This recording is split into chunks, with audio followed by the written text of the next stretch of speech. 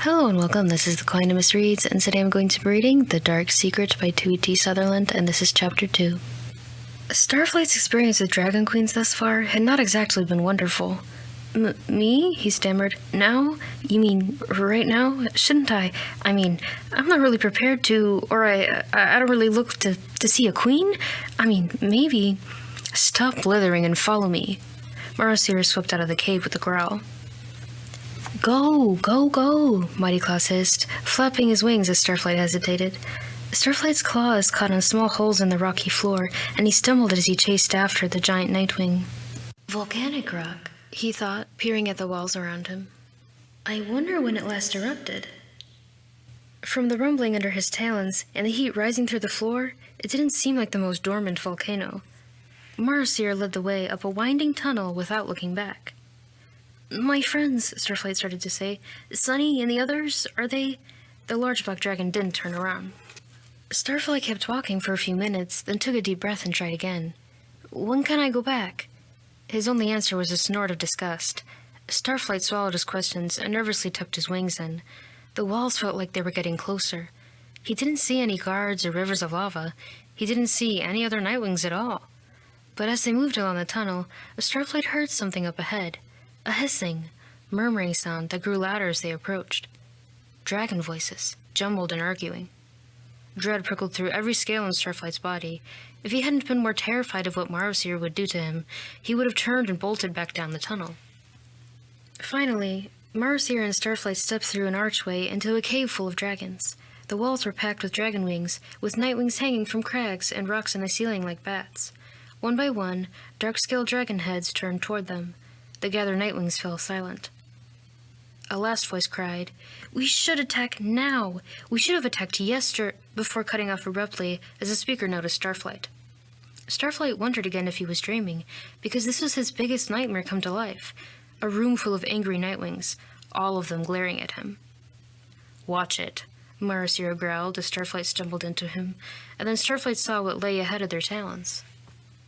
A few steps into the cave, the rocky path abruptly fell away on either side, leaving only a thin strip of stone to stand on. Below him was a bubbling lake of glowing orange lava. He could feel the heat crackling along his scales. Marosir stepped back to the safety of the doorway and prodded Starflight forward, so the dragonette was left alone on the spur of rock, surrounded by lava. Lava and Nightwings. And they're all reading my mind, he thought with another jolt of terror. They can all see my thoughts. They know I'm terrified and weak and useless, and that I don't think Blister should be the next Sandwing Queen, and that I think this is a horrible place to live, and stop thinking about all the things I don't want them to see in my head. With a massive effort, Starflight focused on the details of the room around him. Think about what you see. Don't think about anything else. First, there weren't actually hundreds of dragons staring at him. He did a quick estimate, hiding his thoughts inside the mountains of numbers. Maybe 40. About 40 black dragons filled the cave, most of them as large as Marosir, which meant they must be quite old. They were all as thin as the dragonettes in the dormitory, and many of them had worn patches on their scales, sores on their snouts and wings, and traces of blood around their nostrils. These dragons looked like the tribal opposite of the colorful, healthy, well-fed rainwings. There was a clear spot on the cave walls right across from him. It looked like a circle had been carved into the rock, as wide as Starflight's wingspan, and then jabbed full of small holes, none of them bigger than a dragon's eye. The other dragons kept glancing at the circle, as if waiting for it to do something. On a ledge beside the circle perched a dragon with a scar rippling down her chest. Her wings drooped in an odd way, as if they were weighted down with rocks, and she wore a cluster of diamonds around her neck. Another chain of smaller teardrop diamonds was wound around the horns on her head. But that can't be the queen, Starflight thought. She didn't have authority in her bones. She didn't radiate power all the way through her wingtips, like the other queens he'd met. It took him only a moment of puzzling this out before he realized that there must be a dragon behind the screen, staring through the holes at him. A chill sliced through his scales. Nobody could see her, but her presence filled the cave like heavy smoke. The Queen of the Nightwings. The scrolls always referred to her as mysterious and unknown, but Starflight hadn't imagined that she would actually keep herself hidden in front of her own tribe. Why? Because it's extra terrifying, he answered himself. This is him, barked one of the dragons. Yes, Marosir growled. We snatched him from the rainforest this morning. Wings rustled uneasily all through the cave. Has he told us anything? Asked another dragon. What do they know? What are they planning? How soon will they attack? Growled another. And how did that rainwing escape? Another one shouted, as several dragons began to speak at once. We've heard reports that there was a mudwing with her. A mudwing! How did he get here? Why didn't we kill them before they got away? They're talking about Glory and Clay, Starflight thought with a shudder. That's the rainwing I warned you about, Marasir snarled. The one the Talons of Peace got to replace the skywing they lost. He spat into the lava. This is exactly why I told them to kill her. A rainwing, of all things, said the dragon with the diamonds. What an unfortunate mistake. We had her, said a dragon with twisted horns, here in our talons, and nobody killed her? Who knows what she saw, cried another dragon. If she warns the rainwings what we're planning. She can't possibly know that, Marasir said. She knows about the tunnel between our kingdoms, challenged a dragon from the far wall, and that little one escaped with her. She'll have told everything she saw in the fortress. What if they figure it out? A clamor of voices filled the cave. Figure out what? Starflight looked down at his talons and wished they weren't shaking so much. He was half afraid that he'd tremble himself off balance into the lava, but that wasn't even in the top 20 things he was worrying about right now. What are they planning? He glanced up at the screen where the queen was hidden. She hadn't spoken at all yet, but he could feel her watching. From the way his skin prickled, he thought she hadn't taken her eyes off of him since he'd entered the cave. All at once, the dragon with the diamonds leaned toward the screen, tilting her head. A hush fell instantly around the room. Nothing moved except the bloop bloop of bubbles in the lava. Every nightwing present seemed to be holding his or her breath. Starflight didn't hear anything, no queen's voice issuing regally from her hiding spot, but the Diamond Queen nodded and straightened up again. Queen Battlewinner says to shut up and ask him. To his horror, she pointed at Starflight. That's why he's here. Make him tell us what they know and what they're going to do next. The listening dragons all swiveled their heads toward him. Falling into the lava suddenly sounded like a pretty great option. Starflight stammered several times.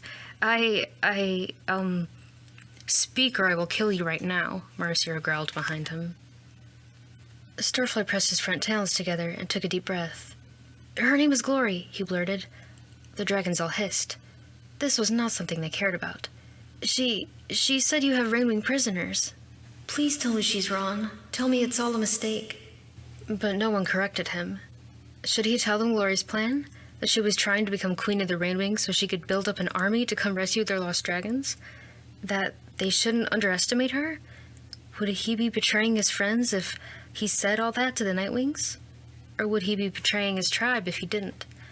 The close, smoky air of the cave pressed down around Starflight. What if I can fix everything? This is the chance you wanted.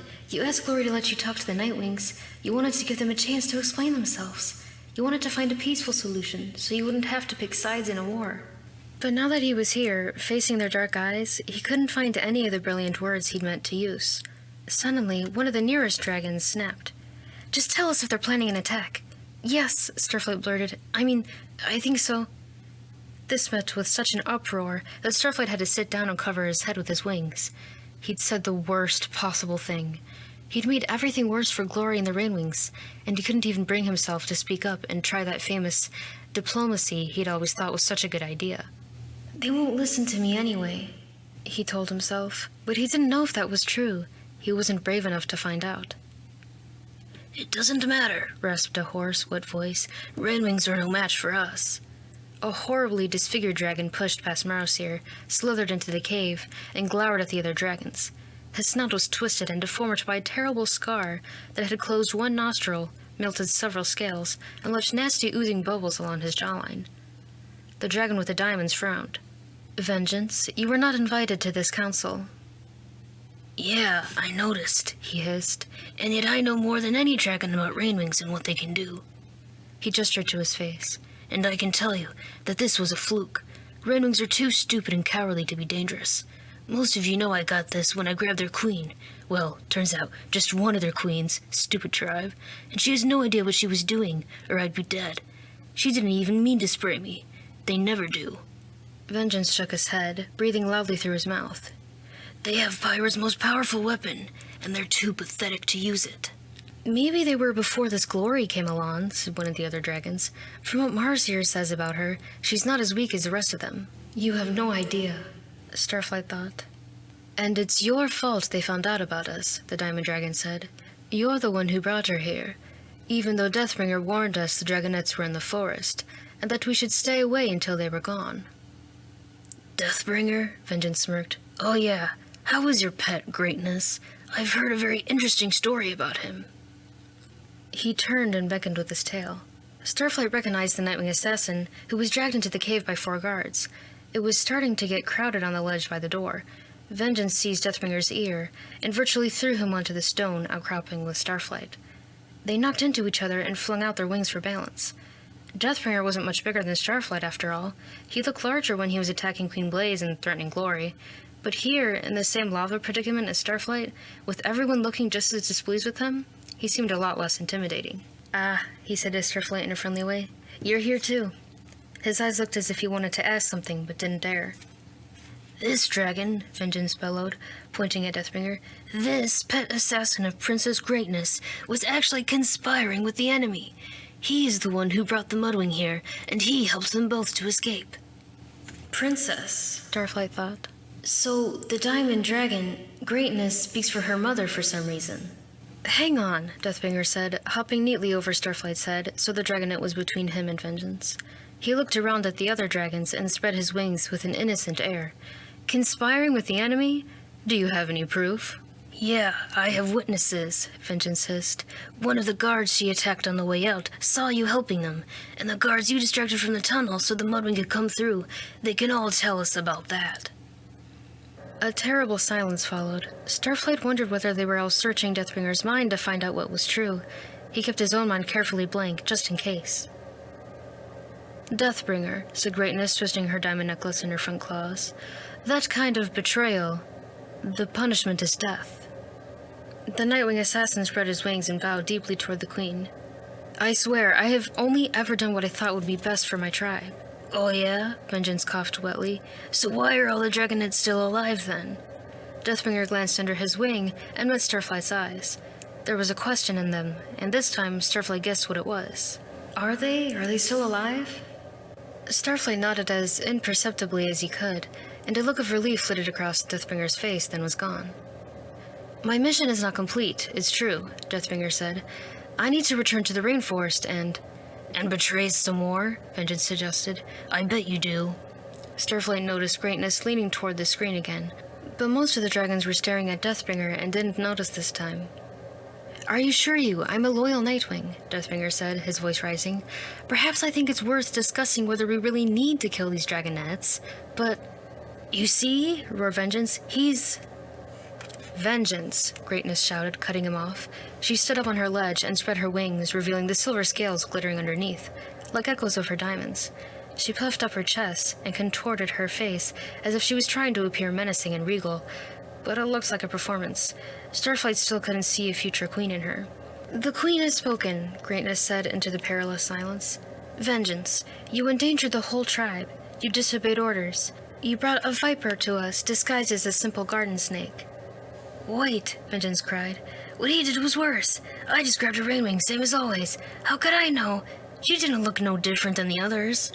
And in addition, said Greatness, you were irritating the Queen.